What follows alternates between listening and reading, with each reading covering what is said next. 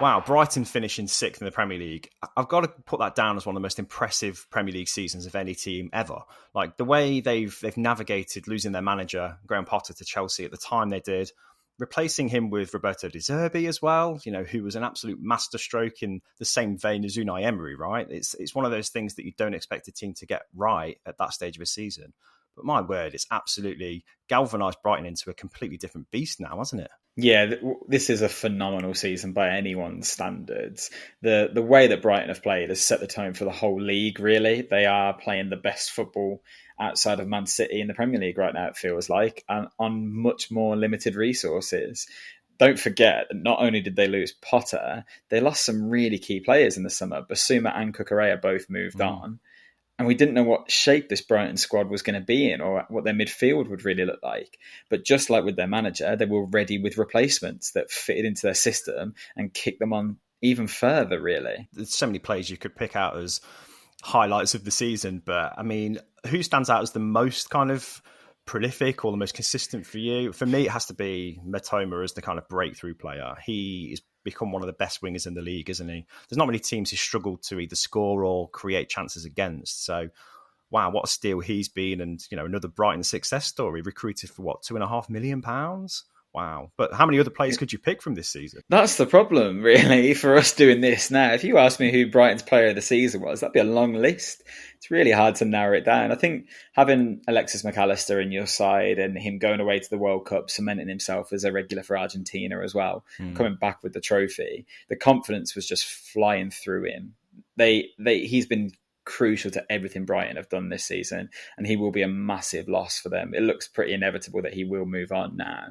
But there are so many players that have had huge impacts. We looked at Moise Caicedo coming in and kind of taking that Basuma role and kicking it on even further.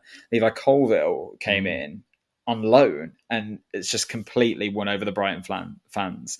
Lewis Dunk is back in the England squad after a phenomenal season where he was really crucial to the way that Brighton played. They've got young players coming through like Buonanotte and Evan Ferguson that we've talked about in some depth. And Ciso, it's an incredible squad, isn't it? And every player is worthy of a shout out in it. That's the challenge for Brighton, though, isn't it? It's kind of holding on to as many of those talented players as they can.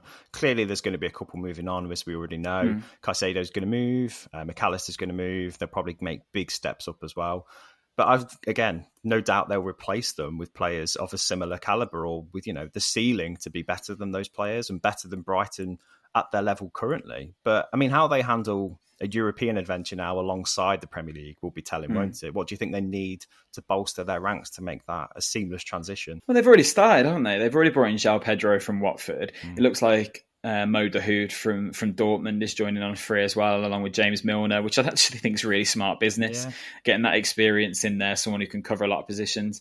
I think I saw the other day as well that Milner averaged the most distance covered per 90 in the Premier League this season. Wow. Which is just ludicrous, isn't it, for a player of his age? But that shows there's still legs there that will give a lot to this Brighton side. So they've already started their recruitment, and that's huge. But also, we had competition for places and players coming through at the end of the season that maybe didn't start the season and have already helped Brighton kick on to another level there. So I don't know how much they really need. It's a great squad, and as long as they can hold on to a lot of those players, which I think they will, I think the lure of European football will keep a lot of them there. Someone like Matoma, for example, he's not going anywhere. Estupiñán, he's going to stay, I imagine. So they might need to do some work in that midfield. They'll try and bring Levi Colwell back as well, I imagine.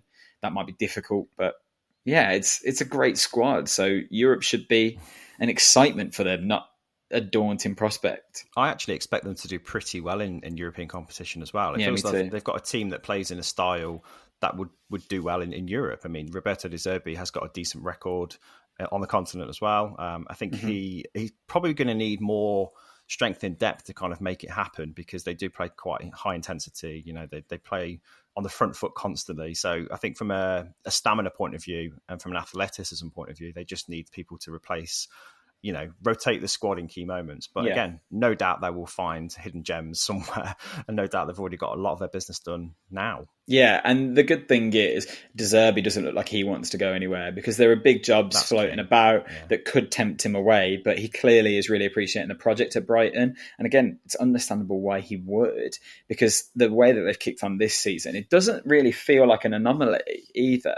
I don't feel like Brighton are going to disappear next season. It's not a one-season wonder kind of job, because it feels like they've been preparing for this for a long time. They've been really well set up as a club, and the fact that that infrastructure is there already, why would De Zerbi take the risk of going to someone like Spurs, when you don't really know what you're going to get, when you can continue to be loved and develop this Brighton side, which seems like a really great project? Do you know what? They remind me of the Pochettino era Southampton team, where they'd achieved European football. They'd got some very talented players who went on to some very big things, let's not forget. The mistake that teams like that make, though, is not being able to fund that position every season. And I just hope that they can continue this model for longer and hang on to some of that talent for the most time they can. That's going to be key to their success, not just next season, but beyond as well. If they can continue this model, which has proved to be the way a team like that operates now, tries to stay competitive, then more power to them. They're great to watch. And I think they've probably had the most compliments out of any team in the Premier League this season for the way they play. Yeah. And long may it continue. Yeah, I think Guardiola said that De Zerbi is the most influential coach of the last 20 years or something ridiculous, which is a big statement. But you've got to appreciate the praise that's coming in for a coach that's done a phenomenal job. The only difficulty might be now that Brighton have been operating in a certain transfer market for the longest time. And with European football, they kind of move to a new area. Can they manage that market as well as they've managed the cheaper market over here that they've kind of been playing about with for the last few years? Let's not let Brighton go and splash ridiculous amounts of cash on the wrong players. Can they kind of keep their heads and keep their cool to continue to recruit to the level that we see? And then I'm interested to see how some of the young players that have come through at the end of the season really kick on. And Ciso, Buonanotte, even Billy Gilmore. He became a really good player towards the end of the season as well. It's an exciting time for Brighton, and some phenomenal results in the season. The draw against Man City to secure European football as well, phenomenal. Right at the end of the season when everything's on the line. I understand Man City were kind of on the beach, you'd say, but you've still got to get the job done, haven't you? And Brighton have been like that all season. The win against Arsenal is the one, though, isn't it, I suppose? Oh, yeah, definitely. I mean, that was phenomenal. There's one of those moments, isn't it, where you stand up and take notice of the way Brighton have progressed. And, it's a statement victory against a team that was no pushover. They were title contenders. So, yeah, I think we'll see a few more of those, I think, this season as well. But I'd hope the teams aren't going to suss them out. And I think some of them might. I think some of the top teams will try and counteract Brighton as much as they can. What a statement of where they are, though, that teams are looking at them in that way. I actually think that's what's done a lot of teams over, though, trying to counteract Brighton. It's just left loads of gaps, and Brighton are really good at exploiting that. That Arsenal game was a perfect example where there was one team on the pitch. The other team were just chasing shadows, it felt like. The depth that Brighton had in that midfield in that game and throughout the season just showed that they were capable of overrunning teams. I think they got the second highest possession stats in the league this season. Yeah, behind City. Pep Guardiola's Man City. That's incredible for a team like Brighton, and a real change in how they play as well, because Potter did really well with Brighton and kind of got them into the position where they could kick on, but in a very defensive manner. We kept talking about how Brighton were really struggling to score goals. And then it feels like Brighton have got goals all over the pitch now.